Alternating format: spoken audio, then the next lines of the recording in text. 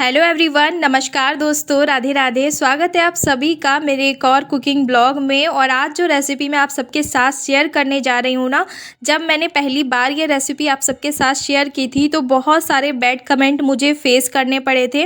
पता नहीं क्यों ऐसा हुआ था मेरे साथ। फ़िलहाल तो मैं ये रेसिपी उन सभी अच्छे व्यूवर्स के लिए लेकर आई हूँ जिन्होंने बहुत ज़्यादा इस रेसिपी को प्यार दिया था और बहुत प्यारी प्यारी मुझे कमेंट्स की थी। तो आज फिर से आप सभी के लिए मैं वही रेसिपी लेकर आई हूँ आप सभी की डिमांड पर। तो मैंने ले लिए हैं यहाँ पर कुछ ड्राई फ्रूट, जिसमें गुड़ है, हल्दी है, बादाम है, काजू है, साथ में कुछ खसखस है और स्पेशली गोंद है। तो स्पेशली ये रेसिपी विंटर में ही बनाई जाती है और हमारे यहाँ पे इस रेसिपी को कई सारे नामों से जाना जाता है। इसे छोका, हरीरा, हलवा और भी बहुत सारे नाम हैं जो मुझे पता नहीं है, काफ़ी सारे नामों से जानते हैं। तो मैंने सारे ड्राई फ्रूटों को लगभग 4 से 5 घंटे के लिए पानी में भिगोकर रख दिया है और आप चाहो तो इसे हाथों हाथ भी पीस सकते हो। और मैं यहाँ ड्राई फ्रूट निकाल रही थी तो ध्रुव ने देख लिया था तो आके मुझसे ले गए। इनको काजू खाना बहुत पसंद है और ध्रुव को मैंने अभी नहलाया है, तो खेल रहे हैं। तो ध्रुव यहाँ खेलते रहते हैं और मैं अपना काम करती रहती हूँ। अभी उतना ज़्यादा परेशान नहीं कर रहे हैं क्योंकि अभी नहा कर आए हैं तो ठंड लग रही है। तो मैं यहाँ निकाल रही थी मलाई से मक्खन। काफ़ी टाइम का हो गया था, लगभग 15 दिन का हो चुका था ये। तो बहुत ज़्यादा ठंड की वजह से मैं निकाल नहीं पाई थी, नहीं तो हर सप्ताह के सप्ताह मैं निकाल कर रख देती हूँ। तो मलाई से मक्खन मैं कैसे निकालती हूँ वो तो मैंने आप सबके साथ कई बार शेयर कर दिया है। और अब मैं मिल रही हूँ आप सभी को शाम को। तो सारे ही काम मैंने निपटा दिए थे, घी वगैरह सब मैंने बना के रख दिया था। उसके बाद ये टाइम हो रहा था अभी लगभग 6:30 बजे का शाम का और अच्छे से सारे ड्राई फ्रूट भीग गए हैं। तो मैं यहाँ बादाम और जो सूखा नारियल है ना, उसका मैं छिलका निकाल दूँगी। छिलका नहीं निकालते हैं तो क्या होता है ना, हम ऐसे ही पीस लेते हैं तो बाद में सारे भी जो छिलके होते हैं ना वो काले काले से दिखते हैं हलवे में और नीचे जाके बैठ जाते हैं, जो टेस्ट बिल्कुल भी अच्छा नहीं आता है। और बहुत सारे व्यूवर्स मेरे कह रहे थे कि आप ये जो रेसिपी बना रहे हो इसको हरीरा नहीं बोलते हैं, हरीरा कोई और होता है, मतलब दूसरी तरीके से वो बनता है। तो हाँ, मुझे भी पता है और हमारे यहाँ भी बनाया जाता है हरीरा जब न्यू मॉम होती है कोई लेडीज़ तो।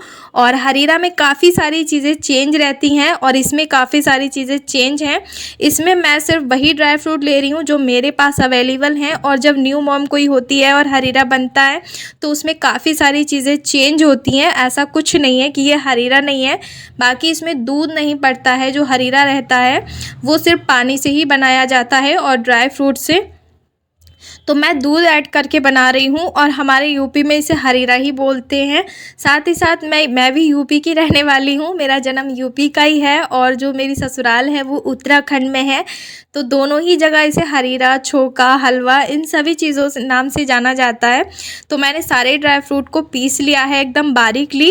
और पहले तो हम इसे सिलबट्टे पे पीसते थे लेकिन अभी मिक्सी जार आने लगे हैं तो मिक्सी में पीस लेते हैं।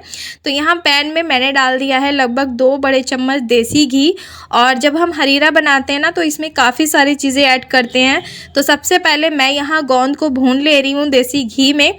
और गोंद एक सबसे ज़रूरी इंग्रेडिएंट्स होता है हरीरे का।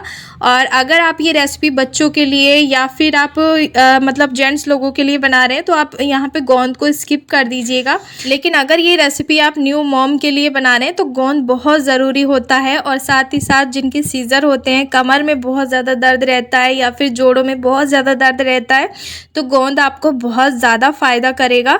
बाकी जेंट्स का मैं नहीं कह सकती। और यहाँ पे मैं डाल रही हूँ लगभग आधा चम्मच हल्दी है ये, इसको मैंने पानी में भिगो लिया था अच्छे से। उसके बाद मैंने सारी प्यूरी को इसमें ऐड कर दिया है, जो भी ड्राई फ्रूट थे, और इसको अच्छे से हम मिक्स करेंगे। तो ये जो प्रोसेस है ये सारा हरीरे वाला है। फ़िलहाल यहाँ पे एक जीरा भी आता है जो प्रेगनेंसी मतलब जो न्यू मॉम रहती हैं उनके लिए होता है, उसको हमारे यहाँ पे दूधिया जीरा बोला जाता है, वो भी इसमें ऐड होता है। और शुगर में मैं डाल रही हूँ यहाँ पे गुड़ और चीनी, दोनों ही चीज़ें डालूँगी। तो गुड़ और चीनी हम जब डालेंगे तो ये बिल्कुल भी नहीं फटता है। बहुत सारे व्यूअर्स कह रहे थे कि ये फट गया है, गुड़ डाल के फट गया है, लेकिन गुड़ डालने से ये बिल्कुल नहीं फटता है। लेकिन जैसे ही हम इसमें दूध डालते हैं ना तो जो भी नारियल होता है वो सारा नारियल छन के ना ऊपर आ जाता है। तो आपको ऐसा लगता है कि ये फट गया है, लेकिन अगर ये फट भी जाता है ना तो इतना ज़्यादा टेस्टी लगता है कि इसका टेस्ट सबसे सारी रेसिपी से अलग होता है। साथ ही साथ ये हेल्दी होता है। और जैसे ही इसमें उबाल आ आ जाएगा ना तो हम यहाँ पे ऐड कर देंगे सारा ही गोंद। तो गोंद को आप चाहो तो यहाँ पे दरदरा सा मैश कर सकते हो। फिलहाल तो ये इसमें घुल जाएगा, जब हम जैसे जैसे इसमें उबाल आएगा ना तो ये सारा अपने आप से ही घुल जाएगा। और यहाँ पे मैंने सारा गुड़ और चीनी को भी ऐड कर दिया है। अब हम इसे अच्छे से चलाते रहेंगे। जैसे ही इसमें उबाल आ जाएगा वैसे ही ये पककर तैयार हो जाएगा। दूध आपका ऑप्शनल है पूरी तरह से, आप चाहो तो स्किप कर सकते हो, आप चाहो तो इसे डाल सकते हो। तो मैंने यहाँ पे 1 चम्मच और घी डाल दिया है, क्योंकि विंटर है और घी की ज़रूरत हर किसी को होती है। तो बहुत ही ज़्यादा बहुत ही पावरफुल चीज़ बनकर ये तैयार हो गई है। तो आप इस रेसिपी को क्या नाम देना चाहेंगे मुझे बताइएगा कमेंट बॉक्स में। फ़िलहाल तो रेसिपी बनकर तैयार हो गई है और इसे गरम गरम आप पिलाइए बच्चों को, बड़ों को। और अगर आपको भी कमर दर्द रहता है तो आप इसे पी सकते हैं। इतना ज़्यादा जादुई असर करेगा ना ये आपकी कमर पे कि तुरंत आपके शरीर का कोई भी दर्द है वो सारा ठीक हो जाएगा। तो चलिए दोस्तों, मैं मिलती हूँ आप सभी से एक और रेसिपी के साथ। अपना ध्यान रखिए, खुश रहिए, मस्त रहिए। रेसिपी आपको कैसी लगी है मुझे ज़रूर बताइएगा।